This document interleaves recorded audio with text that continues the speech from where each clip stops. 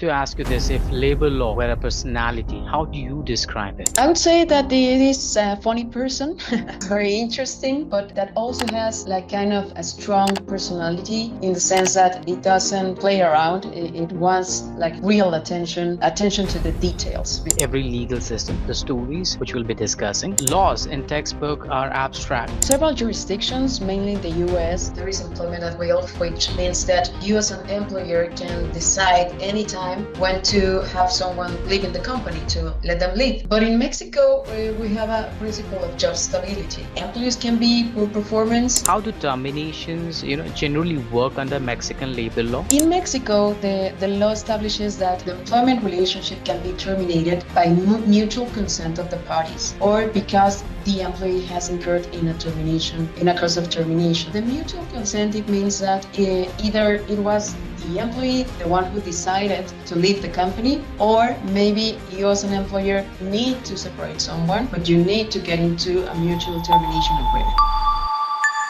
So one document, one deadline, one procedural mistake. In Mexico, that can determine the outcome of an employment dispute. Welcome to the Lex Talk podcast, where law meets leadership and the real human stories behind legal system unfold. Today we explore employment termination, burden of proof, and cross-border workforce strategy between two rising economic powers, Mexico and India. So let us begin today. Joining us, we have Estefanía Rueda Garcia, shareholder at Littler and a leading expert in Mexican labor and employment law, with over 13 years of experience advising national and multinational company. Estefania, welcome. Thank you very much, Suraj. It's a pleasure to be with you. Yeah. To start, Estefania, could you introduce yourself to our global listeners and share what led you into labor law? Sure. Thank you very much. And thank you for having me. Well, my name is Estefanía Rueda. I'm a shareholder at Littler, as Suraj was mentioning. And well, my professional career started many years ago when I was still studying law school. I started working at a law firm that was specialized in industrial property matters. And I tried in that field. It was a pretty interesting field, but still not the one that I was looking for, like for having more connection with people and more challenges in my professional career. So after that, I joined a notary public in Mexico City. I was there working as a law clerk for almost 2 years and a half. And I learned about the civil field, a lot of matters about contracts and sales of real estate, powers of attorney, all the corporate documents and bylaws that you must have as a legal entity, but still was not really what I was looking for. So I continued my professional search for another field, and all of a sudden, a friend of mine told me like, "Hey, there is a vacancy at Littler, and maybe you can apply here in order to try with the labor and employment field of law." And that was what I did. And fortunately, that was what I was expecting, like a field of the law that was actually more dynamic and that can challenge you, because you never know how people is going to react to the new strategies or the new reforms that you will have in labor and employment. Thank you. Thank you so much, Estefania, for sharing that with us. So, Estefania, if I have to ask you this, if labor law were a personality, how do you describe it? I would say that it is a funny person that is very interesting, but that also has like kind of a strong personality in the sense that it doesn't play around. It wants like real attention and attention to the details, because if you try to forget about anything during a case, that specific little detail can make the difference in your case. So I would say that for a personality. Perfect. Thank you so much. So, Stefania, now we move into what I believe is the heart of every legal system, the stories, which we'll be discussing, because laws in textbook are abstract, but laws in action, they are human. In this segment, we are stepping inside real termination scenarios where procedure, timing, and psychology collide. And if you are an employer, HR leader, or lawyer, this is where you will want to pay very close attention. Yes. So, for listeners outside Mexico, what does it truly mean that there's no employment at will? Yeah, well, in several jurisdictions, mainly in the US, there is employment at will, which means that you as an employer can decide anytime when to have someone leaving the company to let them leave. But in Mexico, we have a principle of job stability, which means that employees are entitled to maintain or keep their job as long as they don't incur in any of the grounds of dismissal that the federal labor law establishes. So this means that employees can be poor performance as long as they don't, for example, commit any fraud, any sexual harassment at the workplace, they can keep their job. So you need to be very mindful of that if you want to make business in Mexico and if you want to have employees, because then you need to have a ground of termination and proofs about that ground of termination, or you may need to get into a settlement agreement with the employee that you want to separate from your company. Perfect. So, Stefania, if you could also explain, like, how do terminations, generally work under Mexican labor law? If you could also explain, like, justified, versus unjustified dismissal. For sure. So, in Mexico, the law establishes that the employment relationship can be terminated by mutual consent of the parties, or because the employee has incurred in a cause of termination. So, the mutual consent, it means that either it was the employee, the one who decided to leave the company, or maybe you as an employer need to separate someone, but you need to get into a mutual termination agreement. And to get into this mutual termination agreement, it is very common for employers to offer to the employees the payment of their accrued benefits and also the full severance package that is always provided by the law in case of a termination without cause, which would be the case. So in that scenario, you would need to provide the payment of the 3 months of aggregate salary. This aggregate salary is the sum of all the benefits that the employee is entitled to. For example, the base salary, vacation premium, Christmas bonus, if you have savings fund, if they have grocery coupons. So all of this must be included in this aggregate salary, and you pay 90 days, which is 3 months.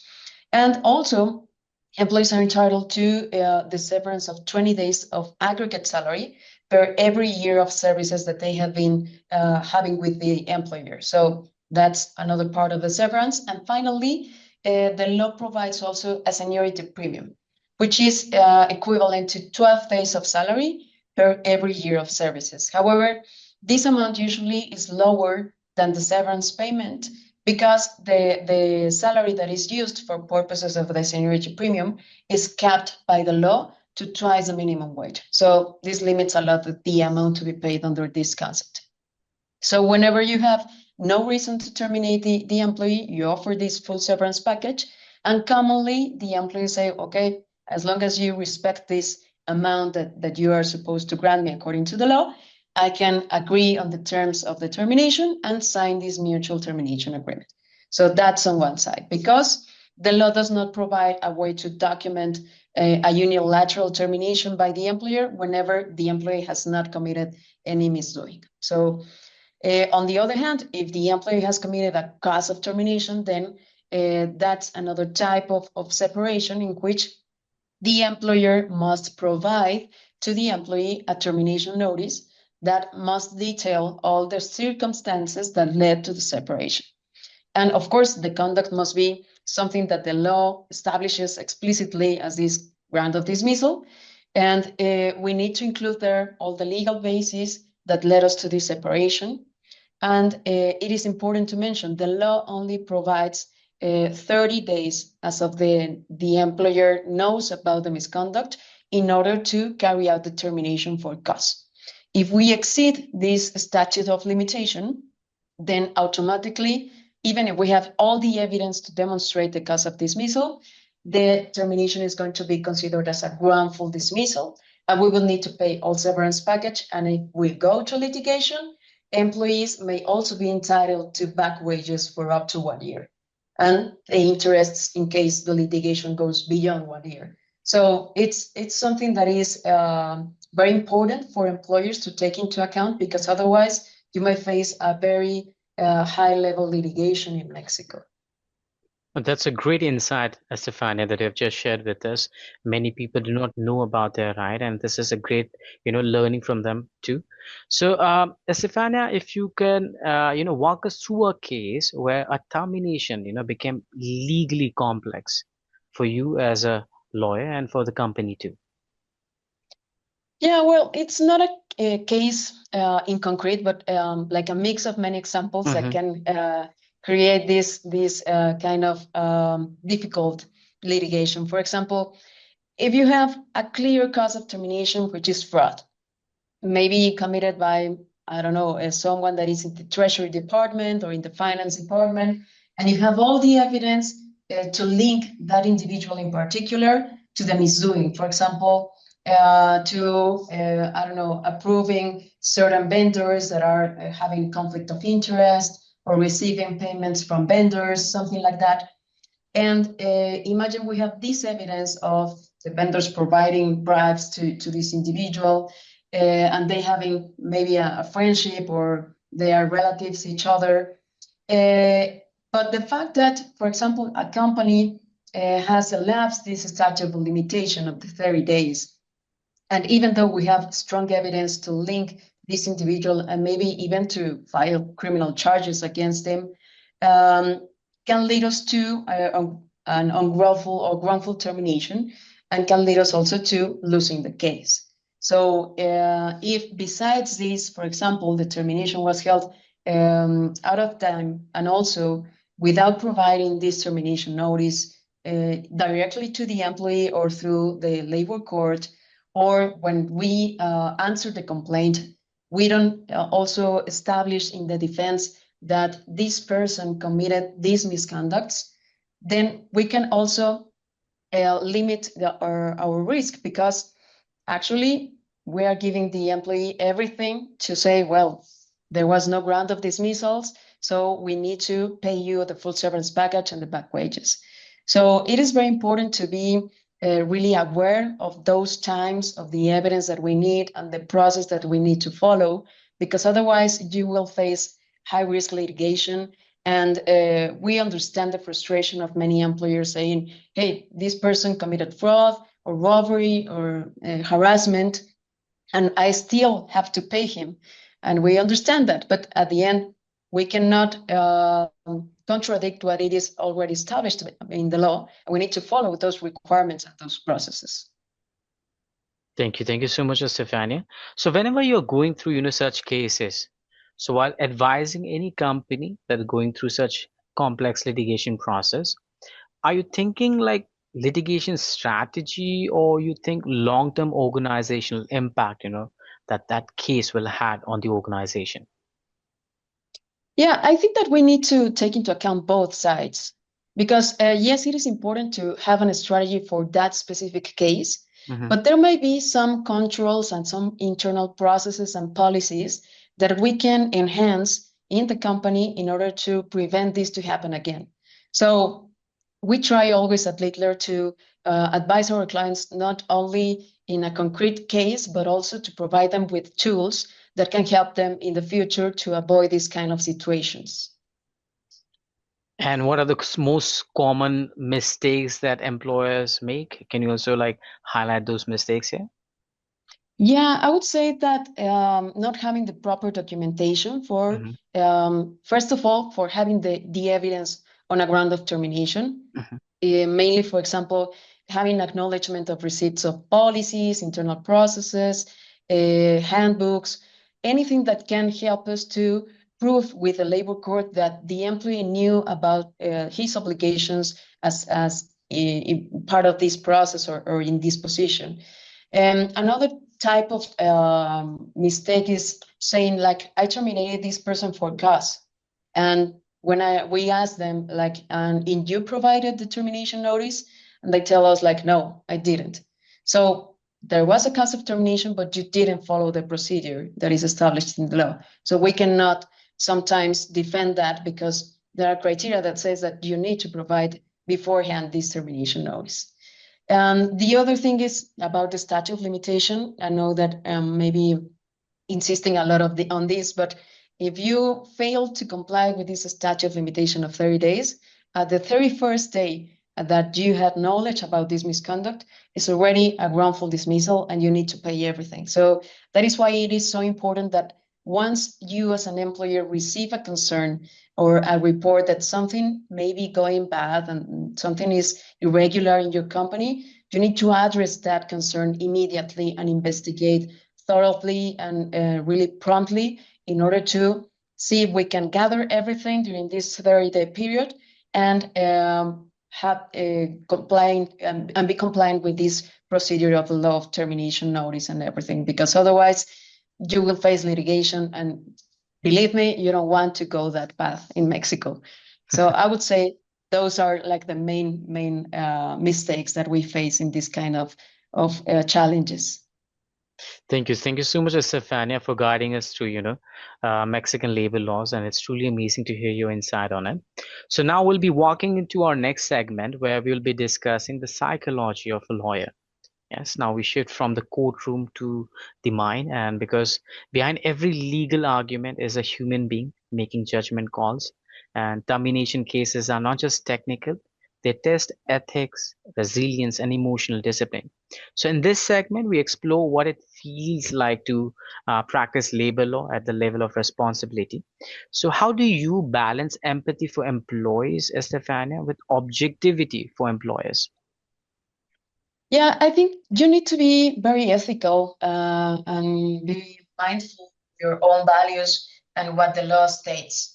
We know that there are a lot of companies that may want to reduce their costs, that may want to make some savings when negotiating the settlement with their employees. But what we always recommend is to comply with the law. That is the safest way to really terminate someone, for example, without cause. In case employees have not doing anything wrong with you, then it is important to at least put in the table that they are entitled to their full severance package. The rest of the process is decision of the company, mostly financial. And of course, we cannot mess with that because that's part of their business, and we are not anyone to discuss about money.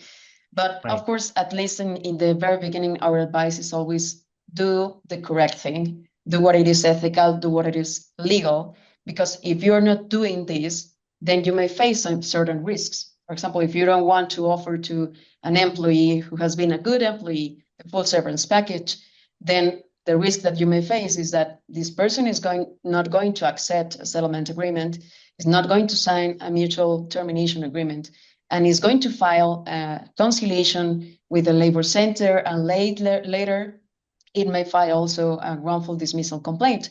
So you may need to invest more resources in addressing this conciliation stage and in addressing the trial and in gathering all the evidence and maybe hiring some experts in order to analyze the evidence.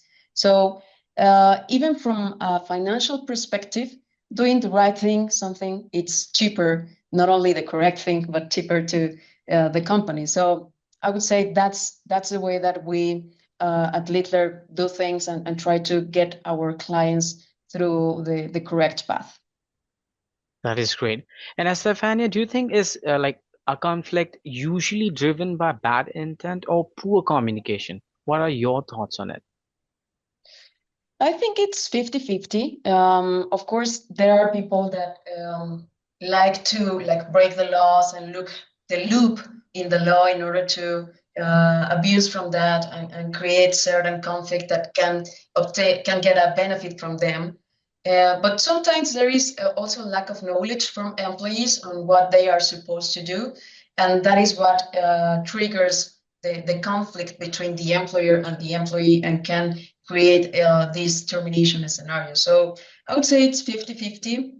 And of course, as long as you have clear processes, clear policies, this can help us to reduce the risk of having this type of scenarios, either having employees that do not know which is their obligations, and also having people that can look for that loop in your processes in order to obtain a personal benefit. So having strong controls, strict internal policies can help us a lot to prevent this.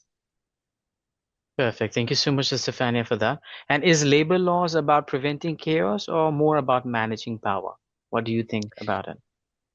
I think we have both. Of course, our labor or our work as attorneys is trying to prevent chaos, but sometimes it depends on the culture of each company. Usually, national companies in Mexico are more reactive, so they prefer like to hire the attorney once they have the problem at the door. But what we have found out that it's really, really better to invest in the preventive side, because then you have implemented already your control, your preventive measures, anything that you can apply inside your company in order to reduce this risk in a later stage. So I would say like we really encourage all our clients and the companies with which we work to really focus on the preventive side, because that is what will really create savings for the company in a near future. Thank you. Thank you so much, Estefania, for answering all the questions so gracefully. Now we'll be deep diving into our next segment, which is my favorite segment here. That is the Devil's Advocate round, and I'll be playing the Devil's Advocate here. So it's time to challenge some assumptions. So this is the Devil's Advocate round where we question the foundations of the system. No hostility, just sharp and honest debate. So we'll be discussing and asking some strong questions to Estefania. Now, Estefania, as legal principles, are strong as you know it, but they should also withstand some scrutiny. So let's test them. Yeah. So Sure. my first question to you, Estefania, is if the burden of proof, heavily falls on employers, doesn't that create imbalance the other way? Yes, of course. I mean, it's difficult because sometimes employers are even required to prove wrong or negative assumptions or negative facts. So it's difficult sometimes, but of course, it can also give the employer certain tools in the sense that you have the story to tell, because the employee is only required to file a complaint saying I was wrongfully dismissed on this date in front of these people, and that's it. And you have to demonstrate everything else. So if you have everything very well documented as an employer, you can create or give all the story to tell to the court. If you have all these documents to demonstrate what you are telling is true, because of course the scrutiny is higher for the employer than for the employee. So I would say let's take leverage from that and start documenting more in our employment relationships, because that's what will help us in case of a trial. Perfect. Thank you so much.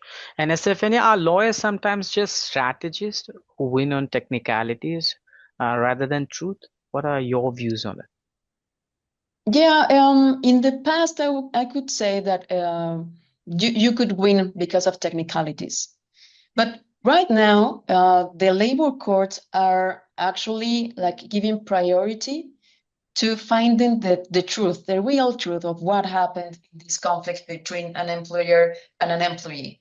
So, for example, some years ago, it was very common that even if an employee was not resigning, you gave him a resignation letter for him to sign, because that was a way to prove that there was a mutual consent in the termination of the relationship.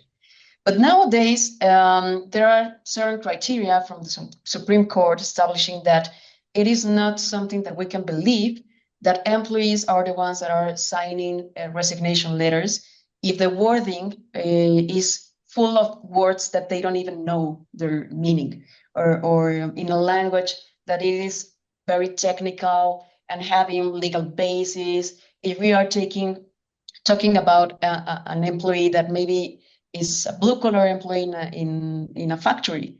So the labor court, the authorities are currently really prioritizing the reality and having a different way to analyze all the evidence that the parties submit in order to create certain resolution for the conflict. So it's important that we understand this as an attorney, that actually it's important to tell the truth because sometimes it seems that there are some colleagues that doesn't mind if it is true or not.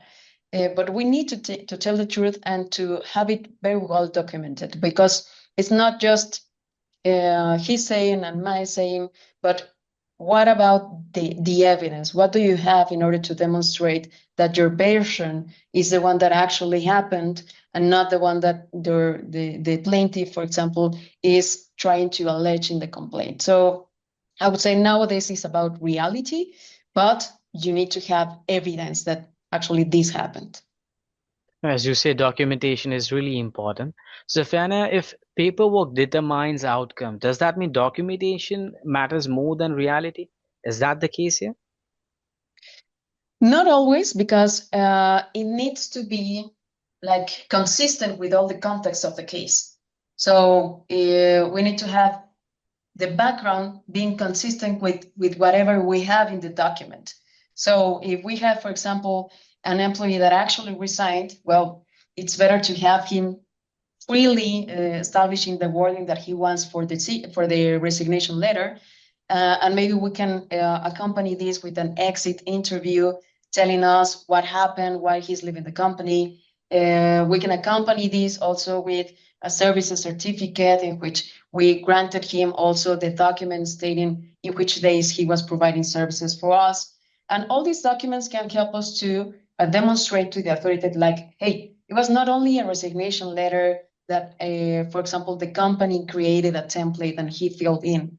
It was a document that he freely wrote with his hand, and he even took the time to answer this exit interview. He told us there that he had a better opportunity in another place, and we paid him, and he received this certificate.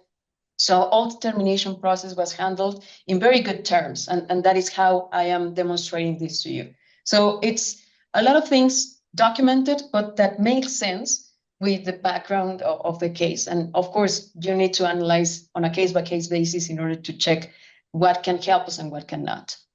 That is true. So, Estefania, ultimately here, okay, just give me a moment. Mm-hmm. Yes. So, Estefania, I would also like to ask you this, okay?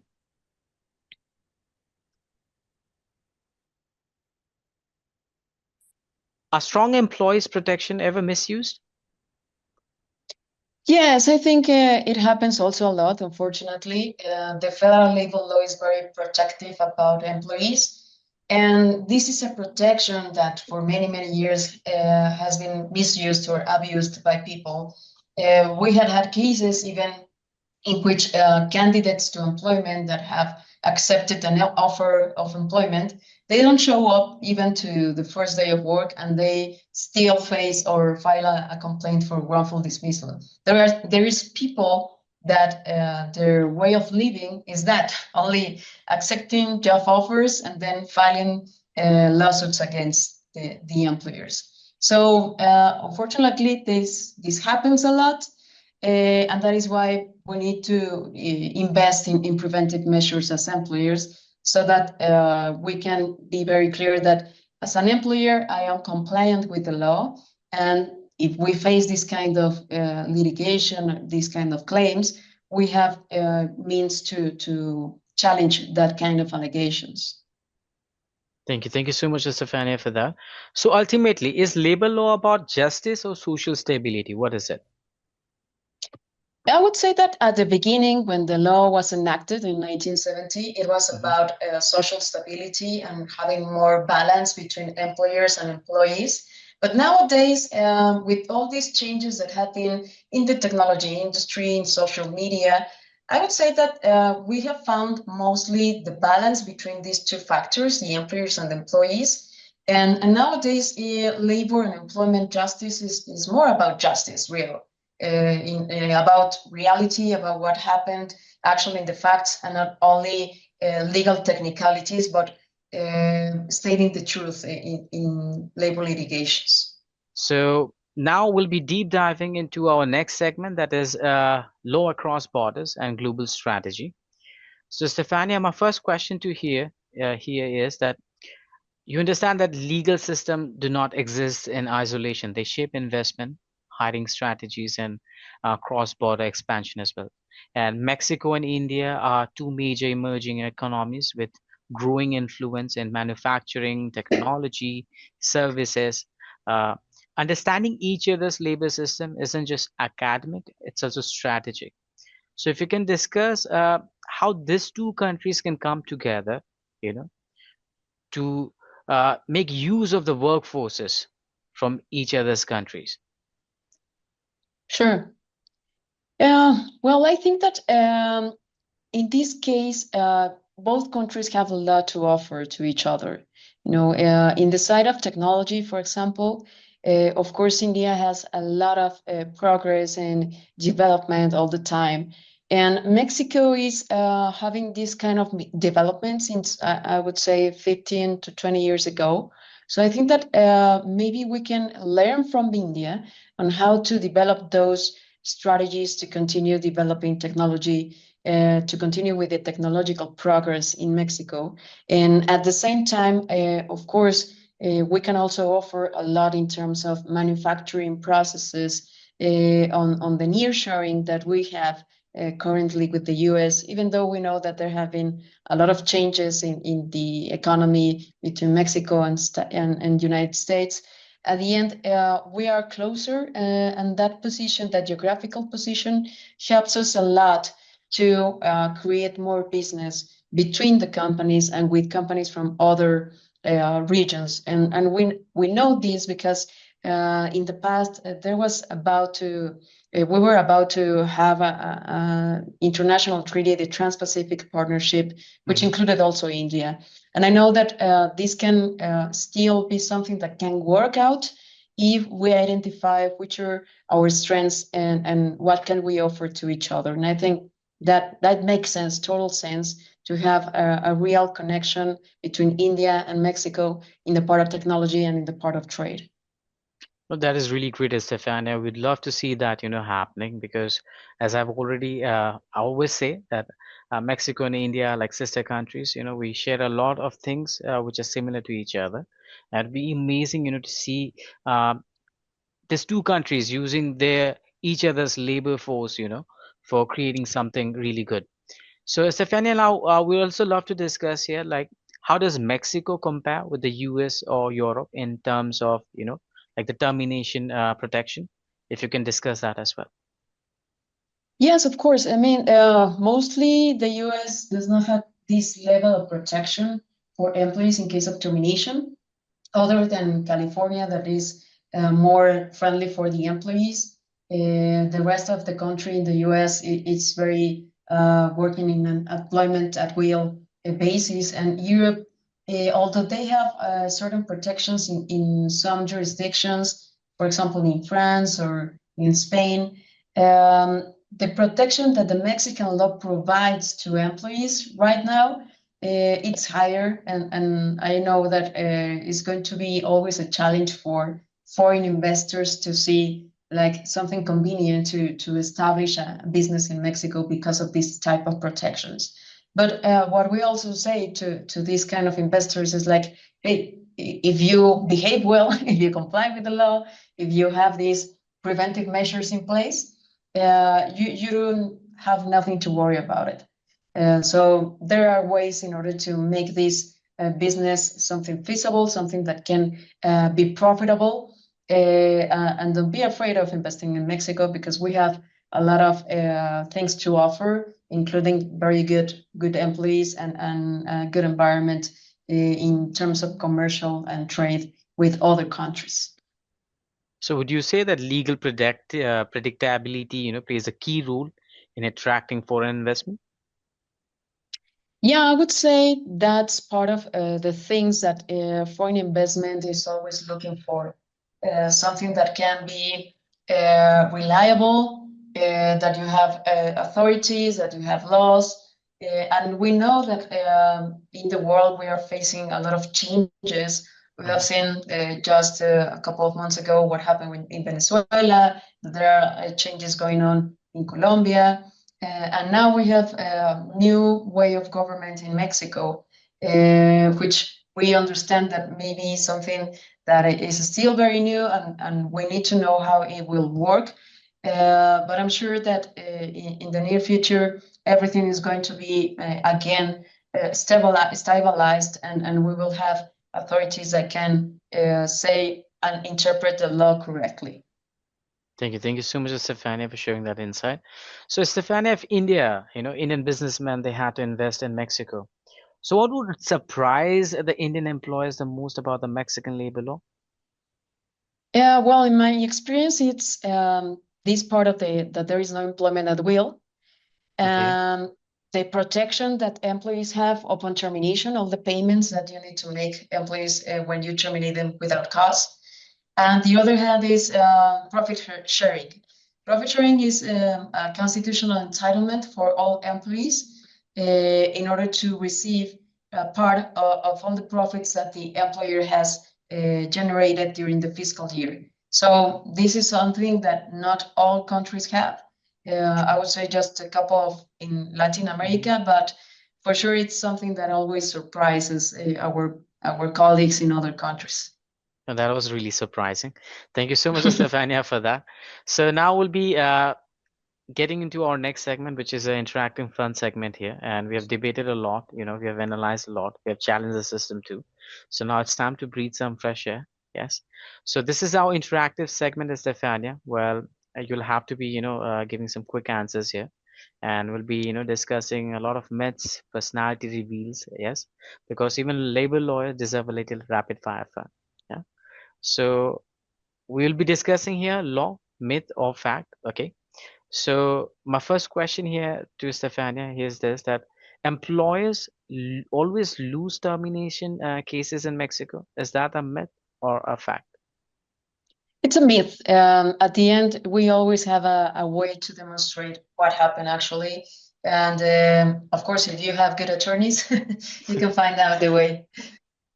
Yes. And what do you think about WhatsApp messages? Can they decide a labor case? Fact, sometimes yes. For example, if we have a resignation through a WhatsApp and we have all the expertise from someone in the technological field to demonstrate that this employee actually sent this message, it can demonstrate that there was a resignation and we can win the case. Okay, a resignation over WhatsApp. That is cool. Okay. Yeah. Now, second, my third question here, Stefania, is one thing, labor law made you cautious about. This is a rapid fire question.